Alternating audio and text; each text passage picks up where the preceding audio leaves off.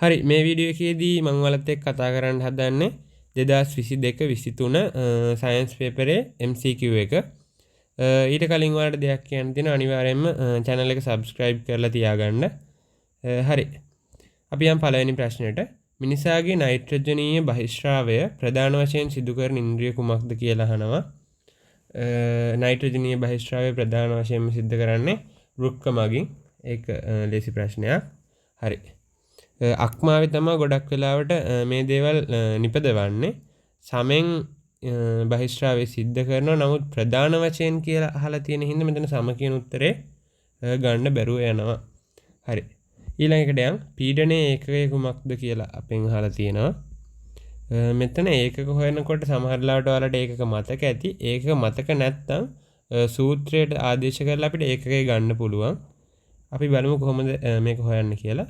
පීඩනය සමානයි බලය බෙදීම වර්ගඵලය. එතකොට බලය ඒකකය ඔයාලා දන්නවා නිව්ටන්. වර්ගඵලය ඒකකය දන්නවා වර්ග මීටර. ඊට පස්සේ මේ වර්ග මීටර උඩට ගියපුවාම m ඍණ 2 වෙනවා. එතකොට nm ඍණ 2 තමයි උත්තරේ එන්න ඕනේ. nm ඍණ 2 කියන්නේ උත්තරේ අංක 2 කියලා අපිට ගන්න පුළුවන්. හරි. අපි යන් තුන්වෙනි ප්‍රශ්නෙට. තුන්වෙනි ප්‍රශ්නය යනවා හයිඩ්‍රජන් හා ඔක්සිජන් පරමාණු දෙකට එක අනුපාතයෙන් සංයෝජනය වී ඇති ජෛව අණු වර්ගය කුමක්ද කියලා. මේක ඔයාලට නෝට් එකේ මේ සිලබස් එකේ මේ කෙලින්ම දීලා තියෙනවා කාබෝහයිඩ්‍රේට් වල දෙකට එක අනුපාතයෙන් හයිඩ්‍රජන් ඔක්සිජන් තියෙනවා කියලා.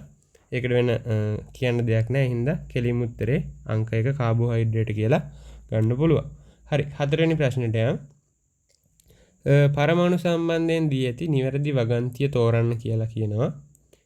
සෑම මූලද්‍රව්‍ය පරමාණුවකම න්‍යෂ්ටියේ නියුට්‍රෝන අඩංගුවේ කියලා කියනවා. සෑම මෙතන කියන්නේ සෑම මූලද්‍රව්‍ය පරමාණුවකම න්‍යෂ්ටියේ නියුට්‍රෝන අඩංගුවේ කියලා. මම උදාහරණයක් ගන්නම් හයිඩ්‍රජන්. හයිඩ්‍රජන් ලියන්නේ මෙහෙම හයිඩ්‍රජන් 1 1 කියලා. මෙතන ප්‍රෝටෝන සංඛ්‍යාව 1 වුණාට මේ නියුට්‍රෝන සංඛ්‍යාව මේ බිඳුවයි මේකේ. ප්‍රෝටෝන 1යි නියුට්‍රෝන බිඳුවයි.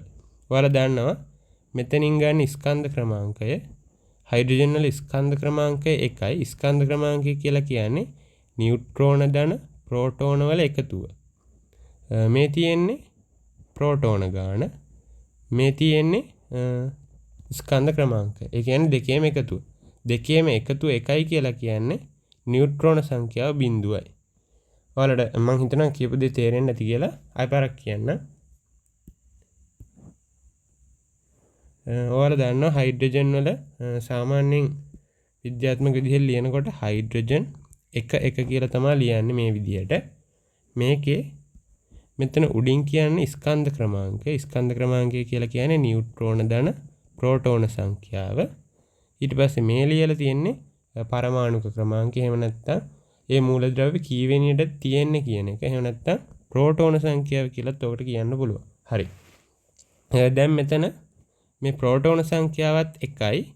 මේ දෙකේ එකතුවත් 1යි. ඒ කියන්නේ මෙතන නියුට්‍රෝන සංඛ්‍යාව සමානයි 0යි කියලා ගන්න පුළුවන්. හරි.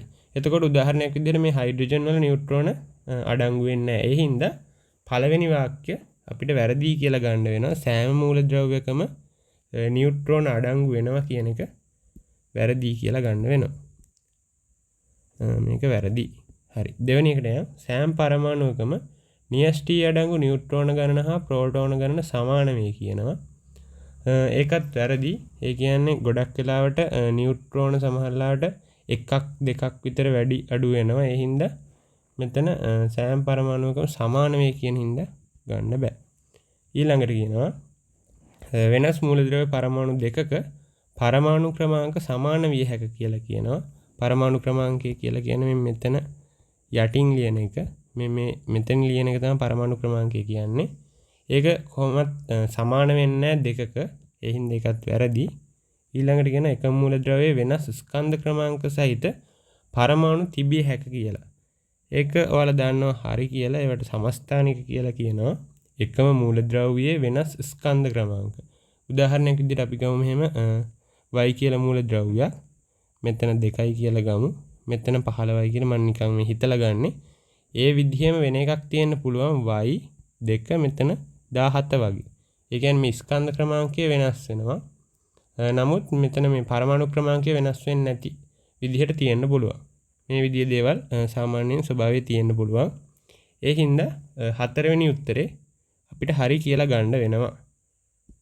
එතකොට උත්තරේ අංක 4 කියලා ගන්න පුළුවන්. හරි. පස්වෙනි එකට යන්න. පහත් සඳහන් ශාක පටක අතරින් සංකීර්ණ ස්ථීර පටකයක් වන්නේ කුමක්ද කියලා අහනවා ලේසි ප්‍රශ්නයක්. ඔයාලා දන්නවා ස්ථීර පටක කොටස් දෙකකට බෙදෙනවා. සරල ස්ථීර පටක සහ සංකීර්ණ ස්ථීර පටක කියලා. මෙතන සරල ඒවා ආයත කොටස් තුනකට බෙදෙනවා. මෘදුස්තර, ස්ථූල කෝණාස්තර සහ දෘಢාස්තර කියලා. සංකීර්ණ ඒවා කොටස් දෙකකට බෙදෙනවා. මේ මොනවද? ශෛලම සහ ෆ්ලෝයම කියලා. හරි. අපෙන් අහන්නේ පහසුවෙන් ශාක පටක අතරින් සංකීර්ණ ස්ථීර පටකයක් වන්නේ. මෙන්න සංකීර්ණව තමයි අහන්නේ. ශෛලම සහ ෆ්ලෝයම දෙකෙන් එකක් වෙන්න ඕනේ අනිවාර්යෙන්. උත්තරේ මෙතන තියෙන්නේ ශෛලම කියලා උත්තරේ අංක 4 අපිට ගන්න පුළුවන්. හරි. 6 වෙනි ප්‍රශ්නේ ලෝහ සන්නායකයක් තුළින් විද්‍යුත් ධාරාවක් ගමන් කිරීමට දායක වන අංශුව කුමක්ද කියලා අහනවා. ඔයාලා අනිවාර්යයෙන්ම දැනගන්න ඕනේ දෙයක් තියෙනවා. ඒ කියන්නේ මොකක් හරි ද්‍රවයක් හරහත් අපිට විදුලිය සන්නායනය වෙන්න පුළුවන්. එහෙම නැත්නම් මේ මොකක් හරි ඝන ද්‍රව්‍යයක් හරහත් විදුලිය සන්නායනය වෙන්න පුළුවන්. මේ විදිහට දාපුවම වයර් එකක් හරහා විදුලිය සන්නායනය වෙන්න පුළුවන්. මේ විදිහට ද්‍රවය හරහා යන්න පුළුවන්. මෙහෙම ඝනය හරහා මෙහෙම යන්න පුළුවන්. මෙහෙම වයර් එකක් සම්බන්ධ කරපුවාම යන්න පුළුවන්. එතකොට මොකක් හරි ලෝහයක් හරහා විදුලිය යනවා නම් අනිවාර්යෙන් මේ ලෝහය තුලින් ගමන් කරන්නේ ඉලෙක්ට්‍රෝන. ඉලෙක්ට්‍රෝන කියලා මතක තියාගන්න. ලෝහයක් හරහා ගමන් කරනවා නම් ඉලෙක්ට්‍රෝන ගමන් කරන්නේ. ද්‍රවයක් හරහා ගමන් කරනවා නම් අයන ගමන් කරන්නේ. මේක ඔයාලා අනිවාර්යෙන් මතක තියාගන්න ඕනේ පොඩි ස්පෙෂල් පොයින්ට් එකක්. ලෝහයක් හරහා ඉලෙක්ට්‍රෝන ධාරාවක් ගමන් කරොත් තමයි විදුලිය සන්නායනය වෙන්නේ. ද්‍රවයක් හරහා නම් අයන ගමන් කිරීමෙන් තමයි විදුලිය සන්නායනය වෙන්නේ. එතකොට මෙයාලා අහන්නේ ලෝහ සන්නායකයක් තුලින් විද්‍යුත් ධාරාවක් ගමන් කිරීමට දායක වන්නේ මොකද්ද කියලා. ලෝහයක් හින්දා අයන නෙමෙයි ඉලෙක්ට්‍රෝන කියන එක තමයි ගන්න පුළුවන්. මේක ඔයාලා අනිවාර්යෙන් පොයින්ට් කරලා තියාගන්න ඕනේ. මේක මතක තියාගන්න ඕනේ දෙයක්. හරි. එතකොට උත්තරේ අංක 1 කියලා අපිට ගන්න පුළුවන් ඉලෙක්ට්‍රෝන. හරි. ඊළඟට 7 වෙනි ප්‍රශ්නේ සූත්‍රයක් දීලා තිනවා රසායනික සමීකරණයක්. ඉහත රසායනික සමීකරණය M ලෙස දක්වා ඇති ලෝහය විය හැකියි කියනවා. මෙතන M කියන ලෝහය තියෙනවා. ඒකට සිංක් සල්ෆේට් දාලා තියෙනවා. ඊට පස්සේ මේ සිංක් එකයි M එකයි මාරු වෙලා සිංක් වෙන් වෙලා තියෙනවා. MSO4 හැදිලා තියෙනවා. මෙතන මොකද්ද වෙලා තියෙන්නේ? මේකට කියන්නේ ඒක විස්ථාපන ප්‍රතික්‍රියා කියලා. ඒ කියන්නේ මොකක් හරි සංයෝගයක එක මූලද්‍රව්‍යයක් අයින් වෙලා ඒ වෙනුවට වෙන එකක් මගින් මේ සම්බන්ධ වෙලා තියෙනවා. හරි. එතකොට මෙතන අහන M ලෙස දක්වා ඇති ලෝහය කුමක් විය හැකිද කියලා. මේ වගේ ඒක විස්ථාපන ප්‍රතික්‍රියාවක් සිද්ධ වෙන්න නම් මේ සංයෝගයේ තියෙන මූලද්‍රව්‍යයට වඩා, ඒ කියන්නේ මේ සිංක් වලට වඩා අර සක්‍රියතා ශ්‍රේණියේ උඩින් ඉන්න ලෝහයක් දැම්මොත් තමයි මේක විස්ථාපනය සිද්ධ වෙන්නේ. ඒ කියන්නේ සිංක්ට වඩා මේ ඉහළින් ඉන්න මූලද්‍රව්‍යයක් දැම්මොත් තමයි ඒක මගින් සිංක්ව එළියට තල්ලු කරලා දාන්න පුළුවන් වෙන්නේ. දැන් ඔයාලා බලන්න ඕනේ මේ කොප්පර්, යකඩ, මැග්නීසියම් සහ ලෙඩ් කියන මූලද්‍රව්‍ය අතරින් මොනවද මේ සිංක්ට වඩා උඩින් තියෙන මූලද්‍රව්‍ය කියලා. එතකොට ඔයාලා ගන්න පුළුවන් කෙලින්ම උත්තරේ මැග්නීසියම් කියලා. මැග්නීසියම් විතරයි සිංක්ට වඩා සක්‍රියතා ශ්‍රේණියේ ඉහළින් තියෙන්නේ. එතකොට උත්තරේ අංක 3 මැග්නීසියම් කියලා ලේසියෙන්ම ගන්න පුළුවන් වෙනවා. හරි. එතකොට ප්‍රශ්න අංක 7ට උත්තරේ අංක 3 මැග්නීසියම්. ඉහත රසායනික සමීකරණය අයත් වෙන ප්‍රතික්‍රියා වර්ගය කුමක්ද කියලා අහනවා. මම කිව්වා ඒක විස්ථාපන ප්‍රතික්‍රියාව. සංයෝජනය කියලා කියන්නේ x ධන y එකතු වෙලා c වගේ මොකක් හරි එහෙම දෙකක් එකතු වෙලා එකක් හැදෙනවා නම් වියෝජන කියලා කියන්නේ මොකක් හරි එකක් කැඩිලා මූලද්‍රව්‍ය දෙකක් බවට පත් වෙනවා නම් දෙකක් හෝ කීපයක් බවට ඒක විස්ථාපන කියන්නේ මේ වගේ ඒවා. ද්විත්ව විස්ථාපන කියන්නේ දැන් හිතන්නකො මෙතන M වෙනුවට තව M කාබනේට් වගේ තිබ්බා කියලා. එතකොට මේ සිංක් වලින් මෙතෙන්ට ගිහින් සිංක් කාබනේට් හැදිලා M මෙතෙන්ට ගිහින් M සල්ෆේට් හැදෙනවා. ඒ වගේ දෙයක් වුණොත් තමයි ද්විත්ව විස්ථාපන කියලා කියන්නේ.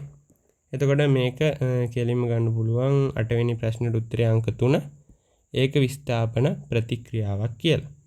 හරි. 9 වෙනි එකට යන්න. විෂම පෝෂයෙන් පමණක් අයත් වන රාජධානි වන්නේ කුමක්ද කියලා අහනවා. පළවෙනි එකේ ෆන්ගයි සහ ප්‍රොටිස්ටා කියනවා.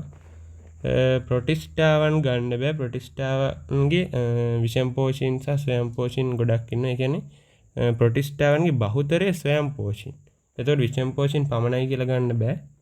මේක ප්‍රොටිස්ටා හින්දා වැරදි. ඊළඟට තුන්වෙනි එකේ ප්ලාන්ටේ තියෙනවා. ප්ලාන්ටේ කොහොමද විෂම පෝෂී කියලා ගන්න බෑ. ඊළඟට දෙවෙනි එකේ ප්ලාන්ටේ තියෙන එක ගන්නත් බෑ. හතරවෙනි උත්තරේ අපිට කෙලින්ම ගන්න පුළුවන් ෆන්ගයි සහ ඇනිමාලියා කියලා විෂම පෝෂීන් පමණක් අයිති වෙන්නේ උත්තරේ විදිහට. හරි. ඊළඟ එක ප්‍රශ්න අංක 10 පහත ව්‍යුහ අතරින් පොලිතීන් වල පුනරාවර්තන ඒකකය කුමක්ද කියලා අහනවා. හරි.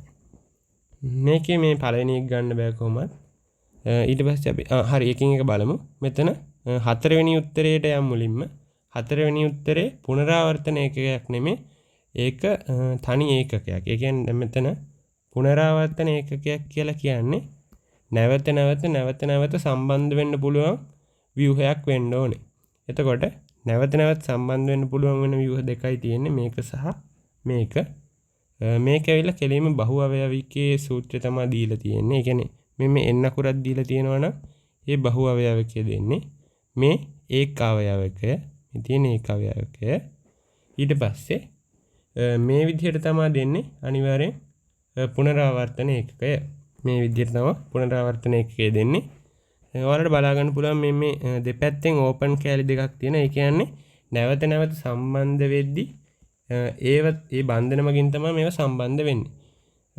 හරි. එතකොට උත්තරේ අංක 1 හරි 2 හරි තමයි එන්න ඕනේ කියලා අපිට ගන්න පුළුවන්. ඇයි පුනරාවර්තන ඒකකය කියලා දීලා තියෙන හින්දා.